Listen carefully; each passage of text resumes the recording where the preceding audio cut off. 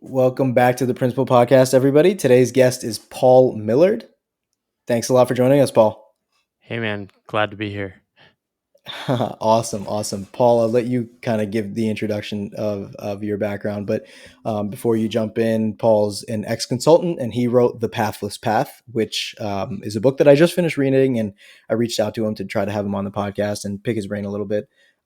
Really interesting book for anybody who's considering doing something than the default path that's kind of been laid out for us. So, Paul, please, the floor is yours. Yeah, thanks for having me. So my quick bio is sort of grew up in New England in the U.S. Was always pretty good at school, but it wasn't until college that I sort of gravitated towards, I want to work for all these impressive companies. I think it was the young male desire to kind of prove yourself and achieve things in the world that I gravitated towards. And it worked pretty well at the beginning. I think, at least in the early years, I was growing. I was working with cool companies, challenged, met great people. But over time, I think you opting into this like success or achievement path, it never really ends. You always need to be leveling up. Um, Staying in place feels like failure in that environment. And increasingly, I was being nudged to learn things I didn't really care about learning, like how do you impress the boss? How do you maintain like good network and all these things? And I just craved something deeper that I couldn't really name. I flailed around for a number of years, jumped from job to job, but ultimately decided to walk away in 2017. And mine is my last 5 years is really a story of thinking I wanted to escape work and shifting towards wanting to actually find work that I want to keep doing. Kind of playing this infinite game of finding the things that bring me alive and continuing to kind of build a life around that. Yep.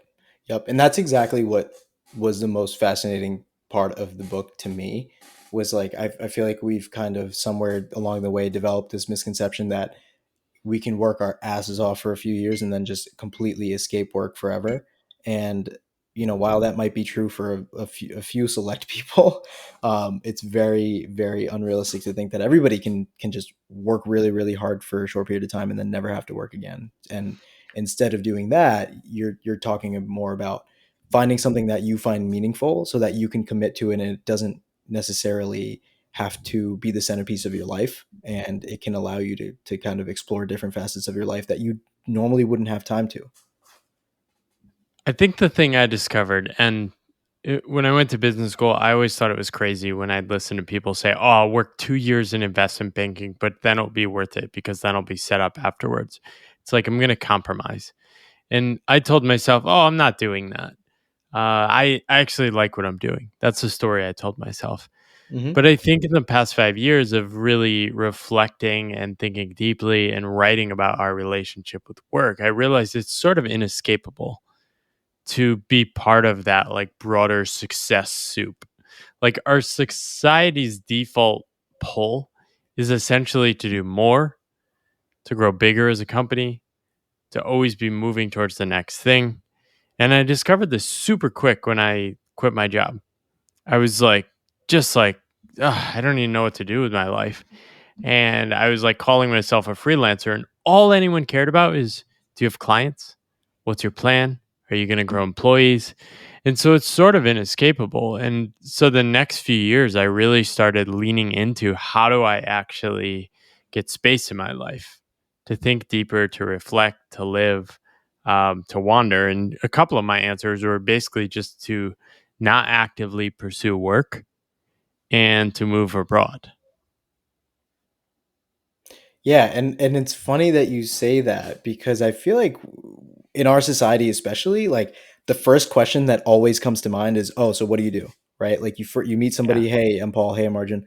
Hey, so what do you do? What do you do for work, or what do you do for a living?" These are the kind of questions that we think about when we first meet somebody, and we kind of get an insight as to their life. But like, how much does that really tell you about who somebody is and what and the things they enjoy and kind of like the experiences they crave? It doesn't really give you a whole lot of insight as to who they are. And I don't think questions like that are necessarily bad. Every culture has some version of that, right? what they want to know is like where do you stand? Where do you rank? Like in other cultures it might be like what family are you from, right? Mhm, What's mhm, they're trying to figure out like what class are you from? What's your background? What are you worth to me? And the thing is, nobody actually wants to be doing this. Everyone craves the deeper stuff. Some people aren't as in touch with themselves, so they can't be like fully aware of that in the moment. But we all crave this deeper conversation with the world, with ourselves, with other people. Except, like by doing what do you do, we feel icky because we realize what other people are doing and what's happening all around us is that we're sort of being abstracted into these worker identities, these roles, and they're constraining because we sort of know we have to work, but at the mhm. same time we're also trying to like continuously search for like that quote unquote dream job. It wasn't until I gave up the idea that I could find a dream job that I actually found work worth doing. And I think that's really hard for people to understand, but the work worth doing might not come with a paycheck. The work worth doing is really the stuff that like sustains your soul, gives you energy, helps you like connect to the mystery of the world. It's like these things can't be aimed at. A grad degree at an impressive university can be aimed at. And I played that game, but almost every time it always just felt a little empty at the end. Mhm. Mhm. Um, and so I think what has driven me to write about this is that in, over time, more and more people reach out to me and say, "Oh, I've been thinking about these questions. I have nobody to talk about these things with." And then it just happened in 2020. More people started having this conversation more broadly. And why do you think that was? Do you think it was because of the pandemic that people had more time to think and just like be by themselves for a little bit that they started pondering some of these questions that were coming to your mind? I think all of us, when we get in a rhythm, we get in a routine, we're in the inertia of day to day life, we Sure. forget what's happening here, right? We're just these silly biological blobs wandering around this earth for like 60 to 80 years, right? It's kind of insane. Like the more you like step back, right? And it's like, what do we really want, right?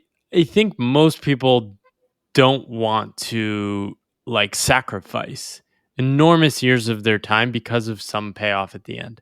The problem is most of society is kind of doing that now. Hmm. So when you opt out of that path of saying, you know what, I'm not just going to work and assume that I have to work continuously because I'm afraid of not having enough in retirement. When you lean against that, you are suddenly in opposition to how the world is actually flowing, working, and existing. And that is just super painful and super hard. So, what keeps people back is really they accurately assess, I don't want to go through that period of discomfort. And I think what I tried to write about in my book was that, yeah, it sucks. People might look down on you, might Hmm. judge you, Hmm. might think you're worthless. People are going to make comments all the time about you not having a job, you not being serious, you wasting your talent. But it might also be worth it because you might find something, a state of being, a state of existence that is so connected and so alive that it's like, hell yeah, I'll pay the price for that. Yeah, I want to come back to that actually, especially like all the people that you talk a lot about in the book how many people supported you along your journey and how many people kind of inspired you to consider different alternatives. But I wanted to ask you, like, how many people were against you or were resistance along the way? Like, did you lose friends thinking that you kind of fell off the deep end a little bit? Nobody was against me. I was against the world when I left. Uh-huh. I became in opposition of the idea of like work. Work is bad. Work is crushing us. Organizations are ruining us. I was angry. I wanted to run away. And it wasn't until I softened that and like it really took a few years and a lot of reflection and sort of like inner work and mindfulness to sort of be like, oh, that's my choice. I was choosing to be in opposition to the world. Hmm. Um, so I really gravitated away from people. And when I heard people saying things like, "Well, don't you worry about like having a job? Don't you think people won't hire you?" I got really defensive at first. But I've realized over time they're just basically telling me their fears. They're not my fears. Hmm. They're saying, and it's this unique position of people constantly are telling you what their like biggest vulnerabilities. So I've learned to have a lot of patience with that.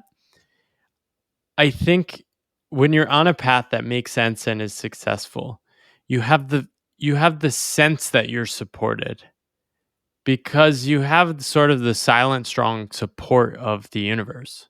You're doing what everyone else is doing. So nobody ever asks you why are you doing what you're doing, right? Yep. So as soon as you step away, people ask you all the time, why would you do this? This is so crazy. Why would you waste going to a good grad school to like basically be poor and try stuff for a few years? Why? They constantly want to know. Hmm. Um, so you go from like not really having that much like active support to the feeling of having no active support. And when you said there were a lot of people that supported me, it actually was a very small number of people. I just really tried to lean into those people. It was probably less than 5 people that were like actively reaching out to me and saying, Paul, yes, what you're doing matters. Keep going. And So, those, yeah. sorry, those were the connections that you made through your writing, who actually Yeah. ended up being some of the ones that supported you the most. Yeah. Interesting. And that was the crazy thing. I think when I started in my first couple of years, I think I was a little surprised that people like I thought I was close to in my life just sort of just said nothing.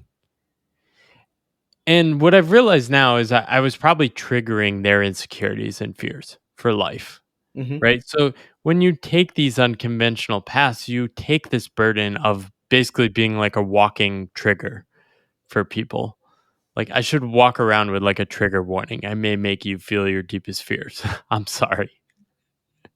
Um, but yeah, writing was so powerful because I had these people I met through my writing that would just email me back and be like, Paul, I sense like you're really onto something. Keep going. And it would be so small, like, but it was so powerful. One of my friends, Jordan, would always encourage me and actively reach out and be so excited about what I was doing.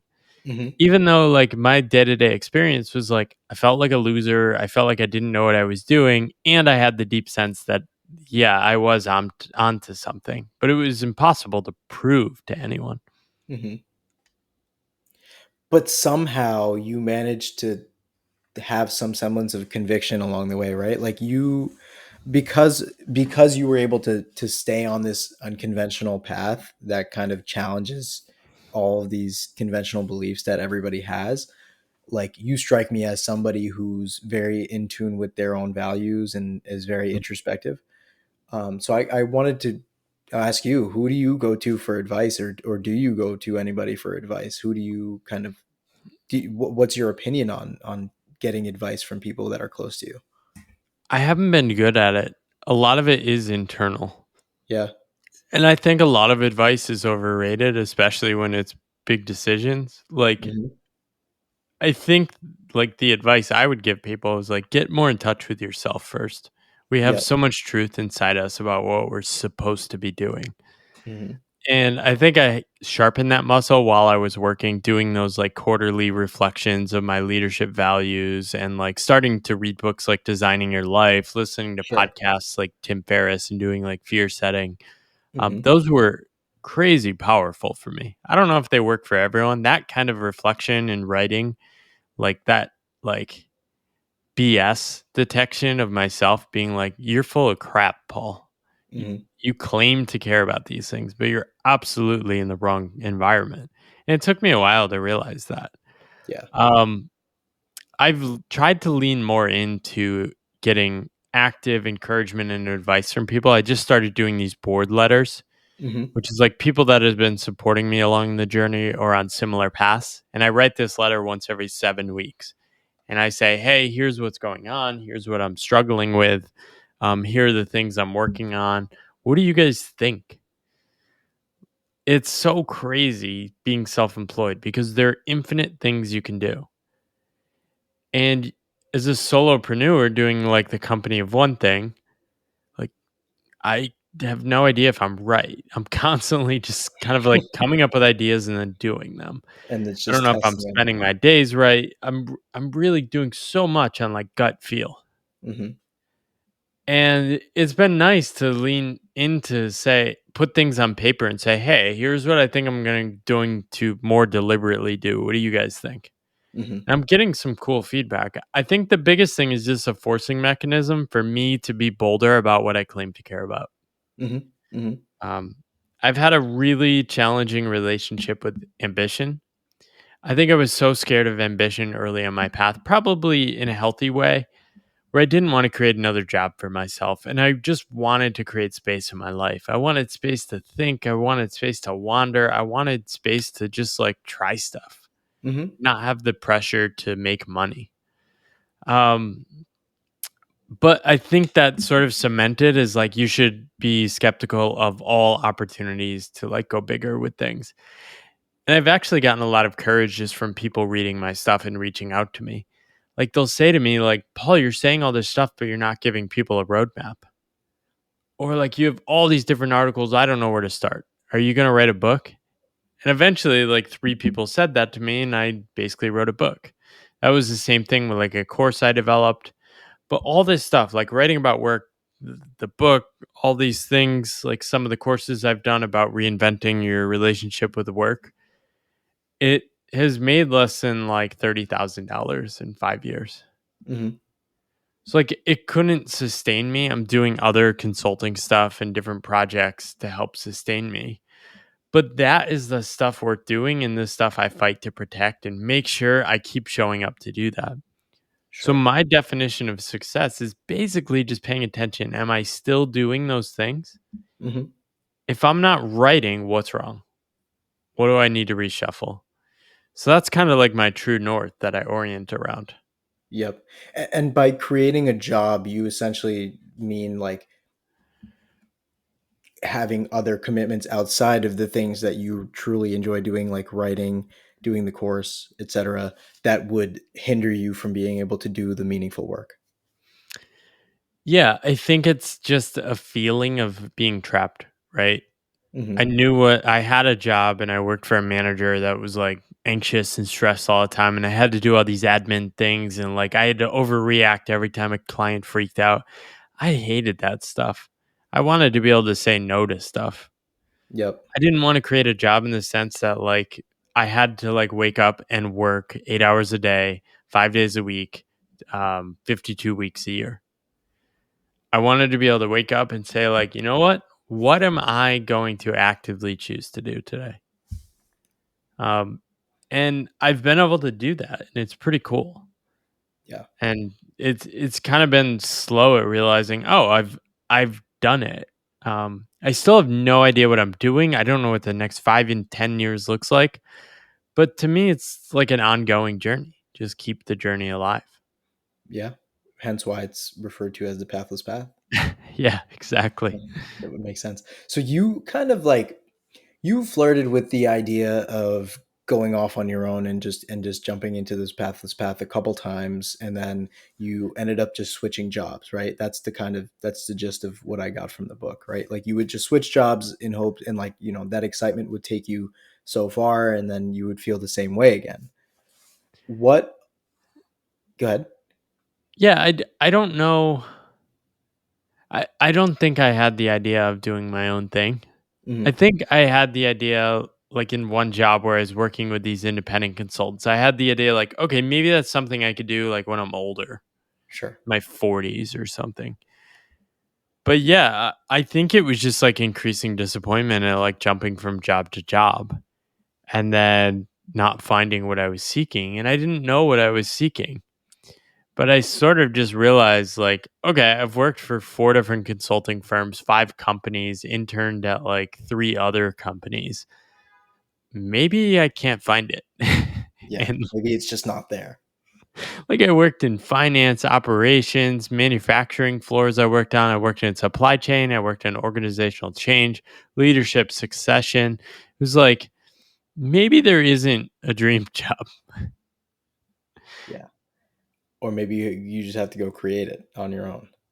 Yeah, but even when I left my job, I didn't have the sense that like I would do all the things I'm doing now. Yeah. I definitely did not foresee like writing a book.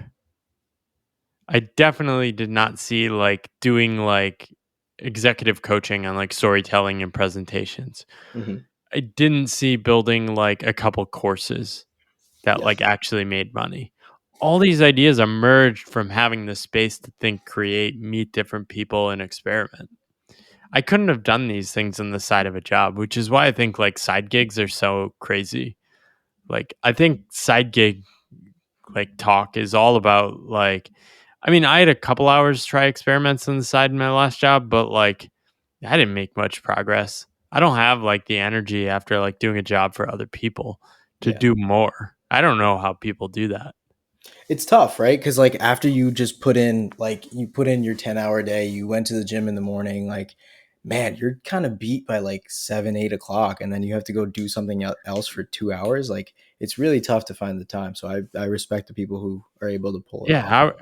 how are you doing it now?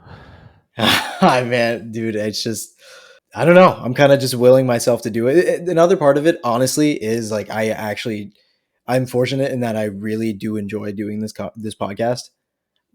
Like there are Yeah. times where like doing the show notes or whatever, like kind of the more monotonous things are like, it's fine, I'll do it. But like having these conversations, I actually look forward to. Like this was the part of my day that I was looking forward to the most. So that I would say that's That's kind of helped me get through it a little bit. that's amazing. I think that's what I found with writing and a couple other experiments I did before I left my job. I wasn't making money from any of it really, but I had this evidence of like how I felt. It was Hmm. like, ooh, there's a different way of feeling. You can be excited and want to do stuff not for money, just for the sake of itself. I think that's what ultimately pulled me towards leaving my job and having the confidence to walk away without much of a plan, no clients lined up, no path to making money. Yeah. It was just like that feeling. I rather be broke and have that feeling every once in a while Hmm. than like what I'm doing now. And that's the perfect segue because I want to like tap into your mind and see how you got comfortable with that uncertainty, right? Because like if you ever bring this up to a friend or a family member, they're like, Can't "Well, just do leave you your have a job. plan? Yeah, like what's your plan? What are you gonna do? Where are you gonna be in 5 years?" But like, how do you get comfortable with that uncertainty? And not that you need to go explain it to anybody, but just getting there by yourself. Ultimately, a path like this can't be explained to others. And that is the fundamental challenge, right? Now, I do think uncertainty can be tamed, Hmm. but I don't think it can be unlimited. Like fear of uncertainty can be tamed, but I don't think it can be eliminated. Ultimately, what tames it is just more exposure to it. So, like being uncertain for extended stretches of time, I still feel uncertain. But it's like, oh, I've dealt with this for 5 years. I'm probably going to be okay. Um, you're probably going to show up again too. I have days where I feel so silly and ridiculous and like, what am I doing? This is so crazy. This is so tiring. But Yeah. most of my days are not like that. Most of my days are great. Yeah. Um, I had this unique experience of being out of work and not being paid for like 5 months when I was 27 Uh huh. due to a health challenge. Right. You talk about this in the book. And I like during that, I just came face to face with the reality that like even if I went broke, I still had my family. So in that sense, I was rich. However, I stupidly like I think assumed it was going to feel the same and left my job without much of a plan either. It's like I don't know, I'll figure it out. I'll still have my family. I was totally wrong. As soon as my money started going down my savings account, I'm like, "Holy crap. I might really go broke. This is terrifying." Hmm. I might not find work. I don't know if I know what I'm doing. And what happens often when people leave their job immediately is they have this rush of like, holy crap, I need to figure out how to make money. And that energy is like the force of nature. And tapping into that, you realize we all have this hidden reserve of energy of like basically fight for our life. Hmm. Like if you had kids in a family and you lost your job, you would be filled with like the force of nature to like go fix that. Yeah. You'd take 3 jobs a day if you had to, like you figure it out. And we all have that except like when you're sort of in like a um wage-based job, you kind of like solve that just by the like financials of your job. I imagine you're in this situation now, you make more than you spend. Right? So like all you need to do is wake up and go to work the next day and like your money issues don't ever have to be confronted. Hmm. Right? But underneath that is both fear and the courage to like step up and try to like solve that practically. Yeah. Like when your Right? back's against the wall, Yeah, you know? exactly. Yeah. And the thing is, I think many people try to solve their money fears by making more money. And I don't see that really work. I think it can like numb the fear, but I don't think it can solve it. I think you can solve your money fear by basically staring face to face with the fear and learning to see like where it's coming from. What is it about? What are you really afraid of? Is it about Hmm. not belonging? Is it about being seen as a failure? Is it about disappointing people? What is it? And that's really hard. And that's another reason why people rather just stay employed. You don't have to face those questions. Right. You can keep just stuffing them down or just never even knowing what the actual answer is. Yeah. Yeah. So yeah, I walked away and I was sort of hit with that jolt of reality and it was hard. Yeah. Um, I don't think you like how do you deal with the uncertainty? You don't. You just like let it hijack your body and then you see, okay, am I willing to pay this price or not? Hmm. Some people decide after 6 months, you know what, like I took time off, I disconnected, I took a sabbatical, or I tried freelancing. Not for me. Yeah. Now I actually see the value in a job and I can orient myself in a way that's actually um, positive for me. Yeah. You know what else I think plays into it too is like we like when we're in a career for so long, we only identify our strengths through the lens of that career, right? Right. And so we can't even think like outside the box or creatively as to how our strengths might be applied in different in other aspects or in other career paths or whatever. So we only think about it within the context of the one career that we've had for the last 6 years, you know? Yeah, I mean, my last job, my boss was just like, "Oh, you're not detailed enough. You make all these little mistakes." Turns out that is a great skill for like just shipping a lot and not worrying about mistakes. Yep. That has been super beneficial for me because I've gotten more reps than most people, Hmm. right? I've written like hundreds of newsletter issues and I've like basically taught myself how to write and get better. Yeah, it's really hard. I mean, some of the things I was good at work have really helped me in my current path. And like, then I just design around my weaknesses. So what is this concept that you mentioned in the book? It's called Wu Wei. I think it loosely translates to non-doing. Yeah, it's a Chinese word, wu wei. Wu Wei. It's it means non-doing.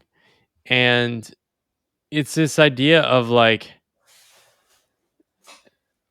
nothing is done and nothing is left undone. Right? It's sort of this easing into the truth of the universe of saying like everything that's meant to be is going to happen and is happening, right? It's this acknowledgement that like the greatest human existence is not about doing. It's about being. And I think it, it's interesting because it's more ingrained in Eastern culture. And when you're in Eastern culture, you don't see the urge as much to like constantly do stuff. In America, we are the most extreme about like always doing more. People will literally say things like, you can't just not do stuff. What are you supposed to do? Sit around all day? Hmm. And we see the opposite of action as laziness. And that's not really the whole story. We have turned something like leisure, something that like for thousands of years people saw as like this connected state, this state of deep contemplation, connectedness to the world, as something that is like watching Netflix now. Hmm. Leisure is not passive. There's a state which is kind of an active state where you can sort of be non-doing. So like I don't like as I'm talking, I don't actually know what I'm going to say next, right? And Hmm. this happens in most conversations. Like I still like don't quite I can kind of get the next word, but we don't know like what's coming. But like I'm very like present right now. I'm connected and like I'm sort of like non-doing this conversation. It's very Sure. natural, it's flowing. Um so it's this hidden third state between like doing and like passivity. And I think I really experienced it the first time when I moved to Taiwan. Suddenly the default scripts of like do more or you suck, the default message that like a city like Boston or New York gives you. If you're not doing stuff, if you're not making money, you're worthless. That disappeared. In Taiwan, I didn't know really what the scripts were. I couldn't speak the language, and basically by like moving abroad, I like lost freelance clients and like didn't have any income coming in. Hmm. So that made me super scared and like lowered my cost of income. I mean, lowered my cost of living down to like under $1,000 a month, but it bought me some time to kind of like just create space in my life. And essentially, I sort of just wandered around and like read in parks, went for bike rides, would wake up and like jump on a train and go explore something for the day. And I found myself for the first time really like listening to like my body, what my body wanted. Hmm. And in that time, I started writing. Like, I would wake up and like find myself like super excited to write. And like, after writing, I'd be like, that was so satisfying. And enough exposure to that was like, oh, okay, I need to cultivate that state into my life throughout my life. Um, and yeah, I mean, there's a famous text from like a Chinese philosopher, Lao Tzu, um, Tao Te Ching, which talks about this state, right? So it's been in we've known this for thousands of years as humans, but we've sort of lost it in modern society, especially in the West. We've sort of like subsumed ourselves into this machine of like money making. Hmm. And like I'm not anti-capitalism, but I'm like anti never pausing to like reflect on what life's all about. Sure. Is it fair to classify wu as kind of like a state of enjoyment? Because when you first read it, like when you first hear that it means non-doing, you automatically think, okay, what's the opposite of doing, of working or doing? Laziness or resting. But it's not quite that, as you just described, right? Like you're kind of doing activities, you're being present, and you're kind of just in the moment doing things that you enjoy, exploring, writing, etc. I think the desire to classify it is like sort of not non-doing, right? Hmm. It's like when you hear that phrase, it kind of elicits a little discomfort in you, and then you can sit there and be like, "Oh, okay, that's something," right? And like not have the urge to name things. Yep. And this comes in like all aspects of my life. So I really try to integrate this of like not seeking, not doing things for things. Um, it's like so when I launched my book, there's this whole like you can try to boost pre-sales such that you like launch as a number one Amazon bestseller. Hmm. It's like, okay, I see that. Interesting. What would that take? Okay, that would take a bit of effort, things that I'd have to like push myself out of my comfort zone. Do I want to do that? I don't know. I don't think so. Is it stupid to not do that? Maybe. I think a lot of people would say it's kind of silly not to like optimize this winnable game. Hmm. But to me, it was like, what would happen if I just kept playing the game I want to play, which is like having conversations with people and like seeing if it actually resonates with people. So by like not trying to hijack the ratings or getting people to buy who don't want to read my book, I've sort of like just leaned into the flow of the universe now. And like I think 3,500 people have bought my book, which is impressive, but like it's only 3,500 people. But it's like the 35, like if you Right. go on your Twitter community, like the 3,500 people who bought the book really, really dug into the Right. book. And Yeah. that's amazing. That's the Yeah. only signal I care about. Yeah. Right? Maybe Yep. I could have sold 10,000 and like it sort of like loses steam because I don't know, right? So it's sort of like why don't I just like ride the energy, see if it takes off and then like I'll react to the signals I'm Yep. getting Yeah. instead of like doing marketing launch. How do you do a book launch? Right? It's Right. like I don't Right. know. I just published it and hit publish and then tweeted about it and wrote about how it felt. Yeah. And that's, I mean, that's impressive for sure. Like that's an impressive amount of traction for your book that you really didn't do any promotion or traditional marketing for. Well, I did do some, right? So I asked myself, like, what would I be hell yes to do? And the answer is basically like conversations like this.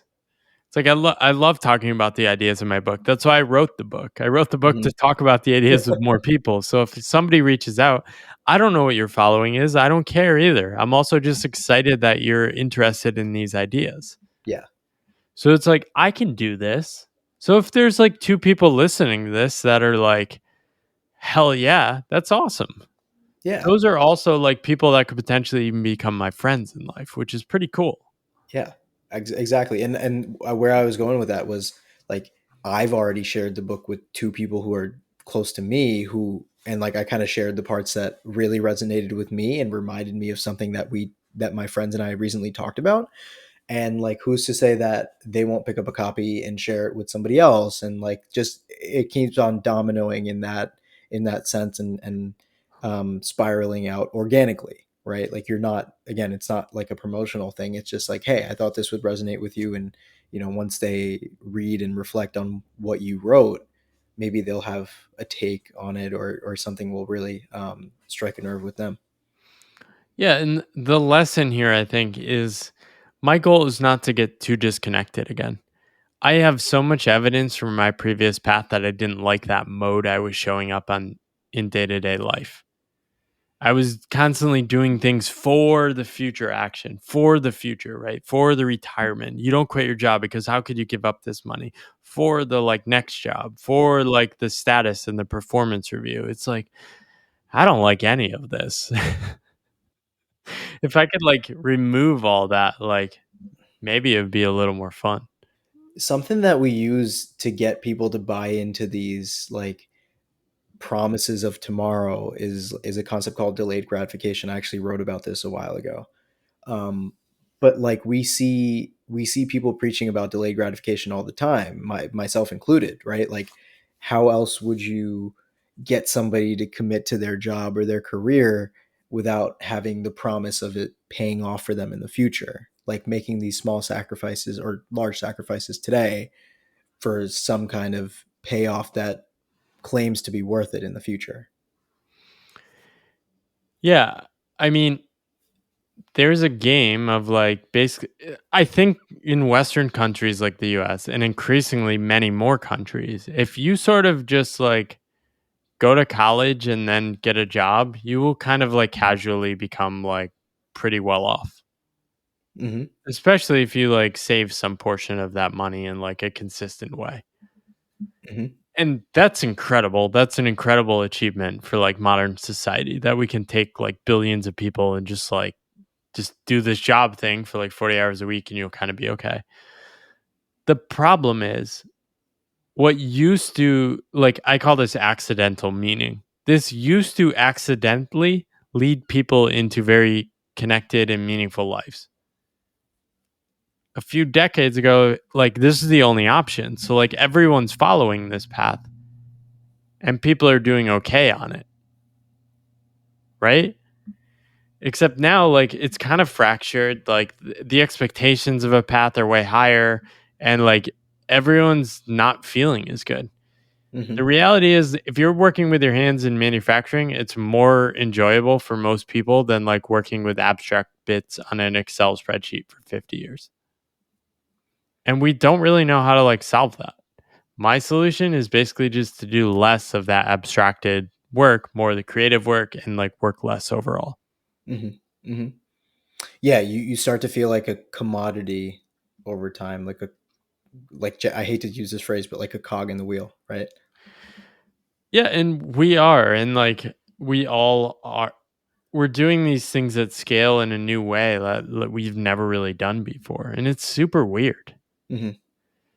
And I don't know like how people cope with that. This is kind of what I'm writing my book about, but like I don't want my book to be the answer. I want 99 more people to write about their experience. Yeah. I think the great resignation is a ridiculous term. I think what's really happened, and that's just basically like the math just doesn't really back it up. I think there's a great contemplation underway, which is a number of different factors. One is it's an increase in the common knowledge that like this default path doesn't quite work as it used to. Another thing is that people are just having broader conversations about work that weren't being had before, felt shameful in the past, or were kept private. Right. I'd sit around with people before the pandemic and like people would talk about like, oh yeah, Charlie got laid off a month before he got his pension. He's screwed. He lost his health care too. And then they would turn to me and be like, when are you going to get a stable job? It's like, whoa, whoa, whoa, whoa, whoa. How are we just ignoring that? That is so terrible. Right. And how, like, yeah. And we just don't broadly support people daring to do their own things, especially in backgrounds like mine, which is more of like a blue collar mindset of like de-risk your life, sacrifice everything to avoid like any pain, Hmm. and optimize around like convenience and stuff. And it's like, I don't know that I don't think it works for me. Right. The craving and like putting that stability on a pedestal above all else. Like I come from a similar background too, where like that stability is placed literally above all else, right? Like the reliability of the paycheck and like the benefits and all these things are placed so high above your own satisfaction almost. Yeah. Oh yeah, yeah. I mean, it's like just look around. People get larger as they age in these jobs. Yeah. They gain more weight. Hmm. They work out less. They become grumpier. They suddenly lose all interest in the hobbies they once loved as kids. Yeah. It's really sad. And so people will have all these things going on and we kind of just ignore it. It's like, yeah, it's like that's how people look when they get older. I Yeah. don't know. This is crazy. Yeah. Like, we have some of the greatest resources in the world. We have some of the greatest creative outlets in our history of our time. It's easier than ever to connect with people. It's like, why don't we lean into these things and like potentially explore how they can make our lives better? Yeah. I really like that you called it the Great Contemplation. I Yeah, think I might have to name the episode that because that was I awesome. like That it. was fire. I loved it. Yeah, and I mean, is this happening? It sounds like you're having those conversations with your friends. Like, Yeah. I'll tell you for sure, me and my friends were not having these conversations at your age. They weren't in the national discussion. There was sort of this deep sense that like this is what you have to do. Suffering is part of work and life, and like you should just shut up and learn to deal with it. You know what's funny? There was a part of your book where, like, I thought this was brilliant, by the way, the way that you kind of distilled this down, where you said that I'm going to butcher this, so please chime in here. But basically, with enough coping mechanisms, people will tolerate consistent levels of misery for long periods of time, right? Right. And I think by coping mechanisms, you're referring to like going out, drinking, binging Netflix shows, etc. And funny enough, it's like over the past year, like as this whole great contemplation, great resignation thing has been happening, like I feel like these conversations have become more prevalent when we're going out for drinks or just hanging out in a casual setting, right? Like people generally genuinely feel that sense of kind of dissatisfaction, and it's coming out even in these settings where we're supposed to kind of be like tiptoeing around it or ignoring it entirely. Yeah, and I think what's happening is we're refactoring our work beliefs. We're going from like a very stable work belief era where it's like this is what you do, this is how life works, and the potential paths in life were just limited and less. Now we're shifting to an era which is like we're basically going through a technological transformation of society, culture, and work. And we sort of just pretend like we can just show up with like the like just show up at a job, get a job at GE, and like you'll be fine 40 years later. It's probably a Hmm. terrible strategy. I wouldn't be surprised if like GE is like not even a company 40 years from now. Yeah. Right? It's like, and so what I think is happening is like the seeds are being planted for people now. They're starting to have these conversations. I really don't think a massive shift is going to happen for at least another couple of years. People Hmm. are just getting their footing from like the pandemic and like figuring out what the new normal is. Yeah. It's like, oh, I can work remotely. It's like, oh, this is great. Then you do that for a year and then you're like, wait, why am I in Boston? I mean, you're speaking my language. Yeah, right? Yeah. It's like, Yeah. oh, why aren't I in Indiana? Well, if I could just move to Indiana, why don't I go to Mexico? Or why don't I go to this country? Right? It's like everything is being refactored and people are giving themselves permission by giving other people permission by taking bold acts. Like, so by me merely existing, it doesn't even matter. You don't need advice from me just by looking at me and saying, like, oh, Paul did a thing. It's like, well, I could do a thing too. I could do my remix on that. Yeah. And as more people remix these paths, more people are going to see them as potential and reasonable ways to live. Like, and this is what makes me like want to figure out the money stuff and like want to make it sustainable and like want to do it with kids is like, if I can do that, I can give other people confidence that it's possible.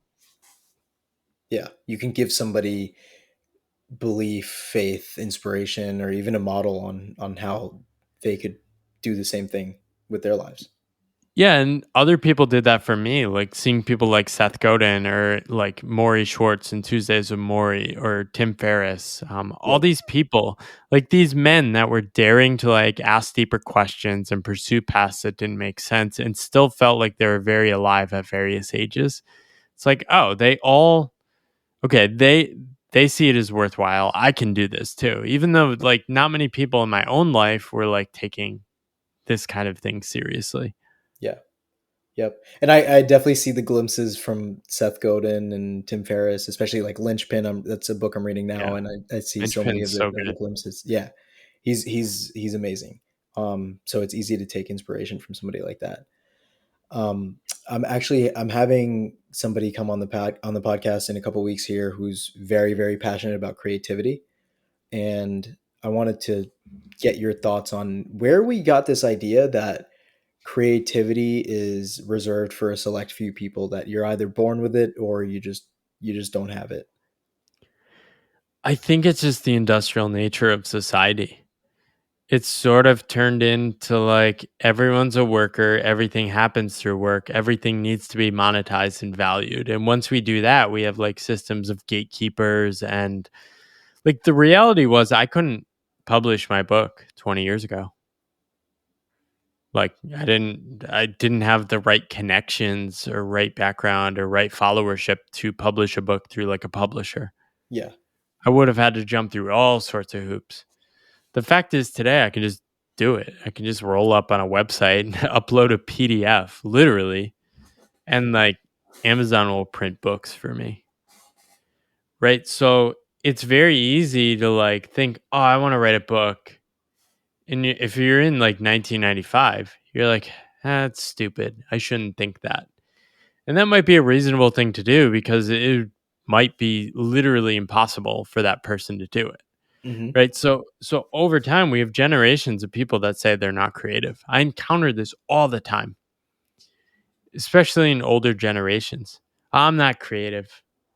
It's like, oh, really? You literally raised children. That is like the most creative thing in the world. Um, a big creative outlet for people is their wedding.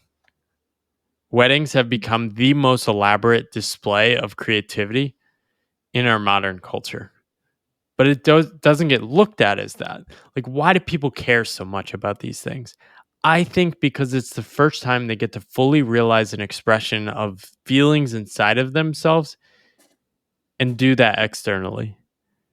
Right? I didn't have a big wedding. Me and my wife both prefer like creativity and like writing Hmm. form and other things like that. But Sure. like I think if you look at the wedding through like the lens of creativity and other things people do, like you start to see it everywhere. Just the creativity of like just figuring out how to host a podcast is non-trivial still. And so how do you recommend that people kind of exercise this creativity? Because I actually used to be somebody who kind of said the same thing that you just mentioned like 15 seconds ago about, oh no, I'm not really a creative person. I'm more of like an analytical kind of logical person. I'm not creative. But then I started kind of leaning into it with the writing and the podcast, and like doing all these sorts of things kind of made me realize like, what the hell am I talking about? Yeah, so I think one is just like paying attention. Oftentimes it's already in our life. It was the same for me. I had been writing on and off, and like writing kept showing up in my life if I look back. Now I look back and I'm like, oh my God. Like I was like so desperate at all these points to like do these random creative point things for no purpose.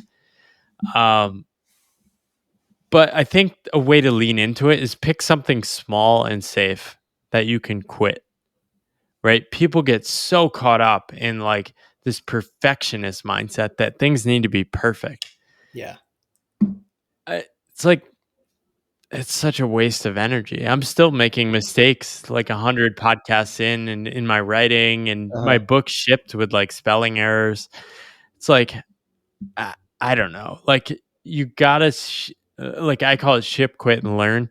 Like basically come up with what can you do in a week that you can decide going in, all right, I'm designing this such that I can quit. And the only goal is to learn what to do next.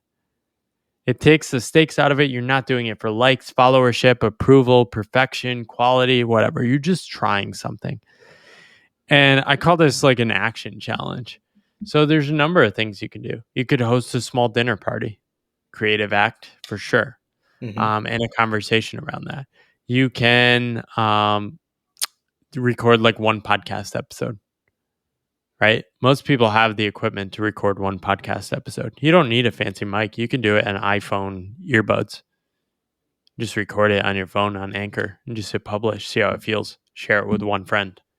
You can write a blog post. So there's this app called the Most Dangerous Writing app. You keep writing or the text will disappear. Just do that once for 5 minutes. Yeah. That's cool. Okay. One YouTube video, right? And the only goal is to complete it. So you have to set a finite time frame. 1 week, one action, designed to quit. The only goal is to learn what to do next.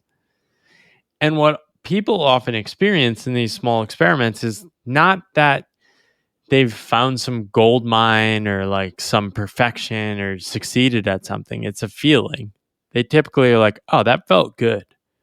I want to do that a little more. Hmm. And I think there's a trap too of like being too online now. There's so much around like the creator economy and doing things and making money. It's like there's so many how to's and hacks. Honestly, when I was starting writing, I would write like one thing and then like another thing wouldn't emerge for like 6 months. And then it got down to like 4 months and then 3 months and 1 month. And then like slowly over time, like it's like, oh, I want to write like most days. But that took years. Yeah. Um, and a lot of people aren't willing to wait that long, which is why like I think this like make money from your passion is probably not a good guidepost for most people. A better strategy is like figure out how to make a certain amount of money to support your life with as little effort as possible, and then just create space in your life to explore and experiment. Oftentimes, if you do that, stuff that emerges in the experiments will lead you to the way you need to go. Right. Maybe you stumble upon something that you end up being passionate about through that experimentation, right? Right. Yeah. And like I really like that you emphasize the power of kind of like putting those reps in, right? Because when you first started writing, it was like, months had gone by before you felt inspired to write again, and then it soon became more and more of a habit. And like Seth Godin kind of inspired me to try this little writing challenge of my own where I'm just Nice. writing for like 30 days, and I've actually really been enjoying it. And like, let's say 50% of the time the writing just sucks, but like just the mental practice of putting those reps in and making this a habit has like trained me to just keep going and just show myself that I can stick to something, right? And then the other 50% of the time I actually really enjoy the writing. Not that it goes anywhere, but you never know if it sparks a creative idea, to go in a different direction or something like that. Yeah, and that still happens to me. Like I write duds, but that's just what good writing emerges from bad writing. Yeah. And if you hear that in the audience, even an author writes studs. So there's your reminder to just keep writing anyway. So in the book, you talk about reinventing yourself at one point, closer to the end of the book. What does this mean to you, and what is your take on kind of like sticking to the advice, the commonly held belief, the commonly held advice is that we should stick to one thing once we find out what we're good at and just keep doubling down on that one thing. Yeah, it's a good strategy for making money, but a lot of people don't have the actual stamina to like do it over the long term. Like they'll literally just burn out. Yeah. So like for me, it's like I rather find one thing that like I won't burn out. So like find one thing as long as you kind of can project you can do it for at least 10 years. Hmm. Um I think reinventing yourself is important. Like you basically just need to reinvent yourself. Even if you're like an accountant, which is like seen as this like very boring job, it's not really. It's a very complicated job. Every single company you go to will have a different system, a different way of accounting, a different way of thinking about its business, a different way of accountants interacting with other functions and the status of those people inside a firm. So like even if you switch jobs, you have to reinvent yourself usually, right? And we have to reinvent ourselves for different phases of our life. So it's like I talk about that like end of the world illusion, like everything like now is how you'll be for the rest of your life. It's not true. We keep changing. We always underestimate how much we will change. So given that we'll change, like my take is basically lean into it and like actively shake things up a little. Make sure you're like on your toes a little. Yeah. Be open to changing your mind, be open to new perspectives, be open and not rigid and stuck in your ways. Is Right. that fair to say? Yeah, and a lot of people think they're open-minded, but changing your mind feels terrible. And like changing your beliefs about your own identity and what you're supposed to be doing in life feels even worse. It's like if you're optimizing around feeling comfortable or feeling good all the time, um, you're probably not reinventing yourself enough. Yeah. Yeah.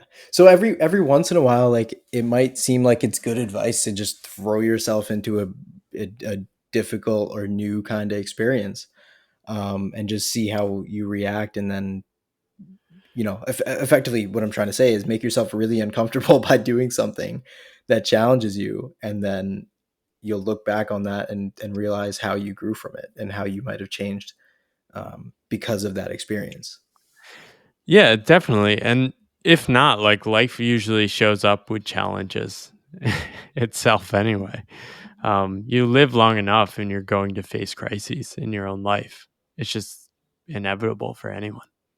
I definitely think there's merit to actively trying to create some level of discomfort, right? Because Oh, if you definitely. if you live some kind of if you try to live the most sheltered and comfortable life, if you optimize for comfort, as you said, you're kind of minimizing the chances that you'll ever experience something that's out of order for you. for sure. right? Um, the longer we spend on a path that isn't ours, the longer it takes to move towards a path that is. Yeah, that's that's really just a way of saying I think people underestimate the baggage you pick up along the way, right? Like change isn't like flipping a switch. It's often like this slow process of unlearning past scripts, past identities. So the longer you spend in a path that isn't yours, you're spending enormous amount of time and energy trying to fit into that person, trying to turn yourself into who that system, organization, or the people around you want you to be, right? And when you walk away, it just takes a long time. Like I see people getting started with like entrepreneurial stuff and following similar paths that I do at like age 24. And it's like I look at them like, oh my God, they just have way less baggage than I do to like unlearn. Hmm. I had this enormous burden of like being afraid of like creating my path again. And like it makes sense because I was 10. Well, if you count undergrad, I was 14 years into version 1.0 of myself. And at the end of it, I'm like, I don't know if I want this whole path. So like I'm very timid to like spend another 14 years on the wrong path. Hmm. That'd be a lot of years in my life. So I'm just much more hesitant. It takes me longer to do stuff. I'm a little more afraid, but I'm learning to go a little faster.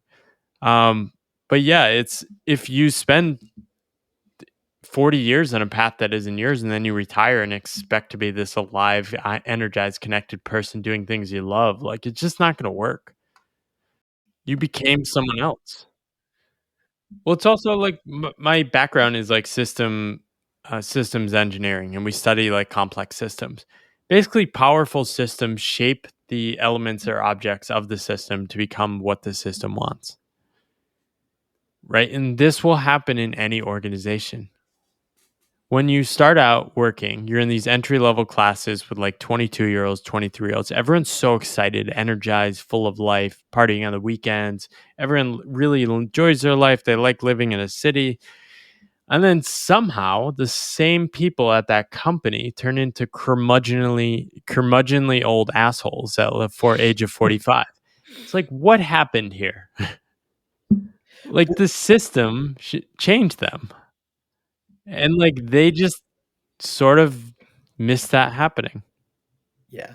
Because they almost didn't have like any creative outlet or expression along that 20, 30 year journey. I don't know what the symptom is. I don't know what the cause is. I just see it happening. Happens in every organization.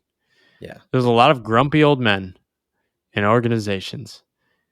And And I think that like the incentives of the system and the broader career fabric of the world are like nudging people in that direction. I just want to bring awareness to the fact that it's happening. yeah. And then going back to the topic of reinventing yourself, like it becomes, I don't know, I almost can see it going both ways, right? Because if you decide, 2 or 3 years into your career path this isn't for you, then like you don't have a ton of inertia, right? You don't have a Right. ton of kind of like doubt of changing your career path and going on a more pathless path, for example, right? But then again, like if you spend like yourself, you spend 15 years in your career path and you're like, holy shit, that sucked and that's not what I want the next 15 years to look like, maybe Right. that's even more pressure for you to go try something else. Yeah, it was easier in that sense, right? It's like I did 5 different jobs, grad school, multiple internships. Like I had enough data that was like, all right, this isn't my path. So I had a lot of confidence that like I didn't really want to turn back. I Right. sort of left the door open when I left, but like I don't know, I pretty much slammed it shut. Would I work for a Yeah. company again? Maybe on my terms, like part time or remotely. Um, I'm not working 5 days a week in some hustle job for an asshole. That's Mhm. off the table. I've closed that door. Yeah. Yeah. That ship has sailed. Yeah. And who knows? And I could be wrong about all this. That's the thing. Like, I just try to approach this with like humility. Yeah. It's not about picking the right path, it's about continuing to be open to the fact that there might be stuff out there worth finding. Right, right. And that ties back to kind of the entire premise of the book, right? It's more about unleashing that wonder Yeah. that the default path tends to kind of destroy, because it Yeah, allow exactly. it stops us from being open to possibilities and open to serendipity, and being on a pathless path kind of reignites that. And because you have so many different directions that you can take, you're open to and kind of more conducive to having wonder be part of your mindset. Yeah, my podcast is sort of like broken even. Um, but like I have the sense that like, okay, this conversation, me having these conversations, there's something this is leading me to. And it's may not be about money, but it's like there's a pull of like, okay, if I just trust this and commit to it, might lead to something interesting. Yeah, if I just keep leaning into something that I'm Right. enjoying and finding meaning in. And then the last thing I wanted to talk to you about was a really interesting quote that I had to read this like 4 times before I could even make sense of it. It's Maria Popova, and she said that critical thinking without hope is cynicism, but hope without critical thinking is naivete. I think for me, I have a very analytical, rational mind. Right. And analytical, rational minds like objective, clear decisions, obvious paths, the right answers, all these things. And on my path, like I always try to like force myself like to do all this critical thinking about so many things, like about like, okay, like I should take this job because it pays more. I should stay on this path because it's like a sensible thing to do. But I had like no hope that I would like it would like lead anywhere interesting. And then I think more broadly, just like this, a lot of my writing early on was a bit cynical in that it's like, oh, organizations are broken, everything is screwed. And you see this in like broader society and across the world now. Everyone is so convinced everything is terrible. It's because they don't have hope, right? They don't think things might get better, even at the individual level. Or even if their life is getting better, they've sort of like short circuited that optimism. So I've really tried to like get cynicism out of me. I try not to be around people that are very cynical, negative, anti against things, etc. Um, and I think it's one of the most powerful things we can do is like seek to get cynicism out of ourselves and like leave space for optimism, hope, like possibility. What was it that made you want to remove the cynicism and the negativity and It's who pessimism I want around to you? be. So it's who I want to be and who I want to be around and how I want others to experience me. I've been around negative, cynical people. Nobody wants to be around them. They don't add to the conversation. They take away. They bring people down. They hate other people. They dismiss groups.